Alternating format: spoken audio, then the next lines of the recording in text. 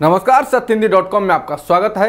एक नजर अब तक की सुर्खियों पर। देश में पहली बार कोरोना संक्रमण के 2 लाख से ज्यादा केस आए हैं। बुधवार को देश में 2,0739 संक्रमण के मामले आने के साथ ही मरने वालों की संख्या भी 1038 हो गई।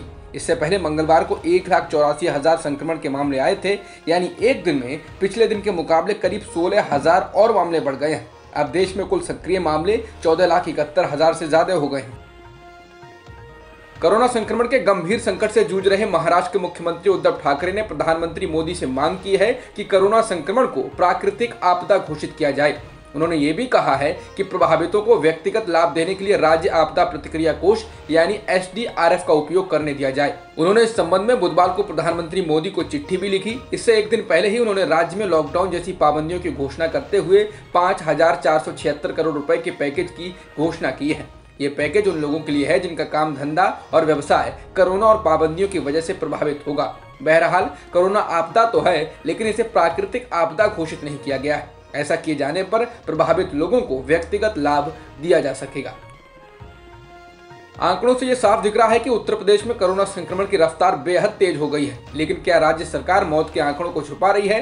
एनडीटीवी की खबर से इसका संकेत मिलता है कि कहीं कुछ गड़बड़ जरूर है, क्योंकि सरकारी आंकड़ों में लखनऊ में कोरोना से जितने लोगों की मौत होने की बात बताई गई है, ये आंकड़ा लखनऊ के शमशान घाटों में जितने शवों का अंतिम संस्कार किया गया है उससे बहुत कम है। राज्य सरकार के आंकड़ों के मुताबिक पिछले 7 दिनों में 124 लोगों की मौत कोरोना वायरस के कारण हो चुकी है, लेकिन लखनऊ के शमशान घाट से जो आंकड़े एनडीटीवी को मिले हैं उसके मुताबिक इतने वक्त में 400 से ज्यादा लोगों का अंतिम संस्कार किया जा चुका है। इसका मतलब साफ है कि कम से कम 276 लोगों की मौत का आंकड़ा गायब है।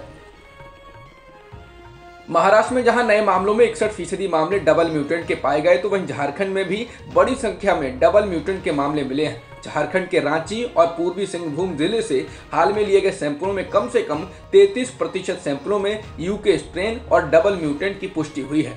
बता दें, कोरोना के बदले स्वरूप को भी तेजी से फैल रहे संक्रमण के लिए एक बड़ी वजह माना जा रहा है।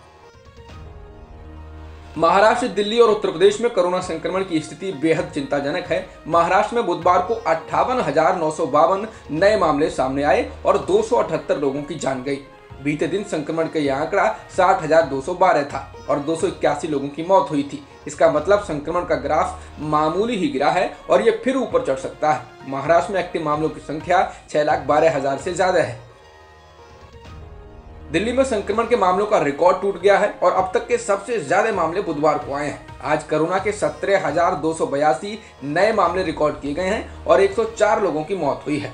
दिल्ली में कोरोना के एक्टिव मामलों की संख्या 50,736 है और 11,540 लोगों की मौत हो चुकी है।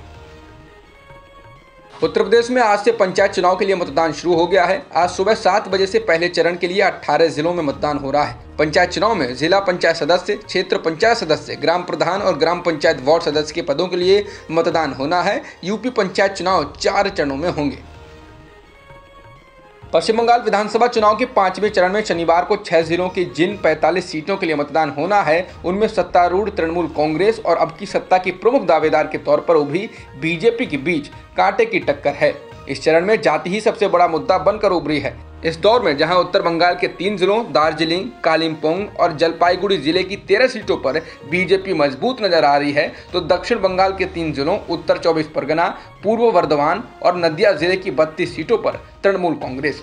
लेकिन इस दौर में चाय बागान मजदूरों के अलावा मतुआ और अल्पसंख्यक समुदाय की भूमिका निर्णायक होगी। अमेरिका के साथ नाटो कमांड के अंतर्गत आने वाले विदेशी सैनिक भी 11 सितंबर तक वापसी करने के लिए तैयार हैं। नाटो के प्रमुख का कहना है कि नाटो देश सैनिकों को वापस बुलाने के अमेरिकी राष्ट्रपति जो बाइडेन के निर्णय से सहमत हैं और अगले कुछ महीनों में सभी 7,000 सैनिकों को वापस बुलाने की प्रक्रिया पूरी कर लेंगे। उन्होंने कहा कि वो एक साथ अफगानिस्तान आए थे और एक साथ ही छोड़ेंगे। अब तक की खबरों में इतना ही। बाकी खबरों के लिए बने रहिए सत्यहिंदी.com के साथ। सत्य हिंदी का ऐप डाउनलोड करें गूगल प्ले स्टोर पर।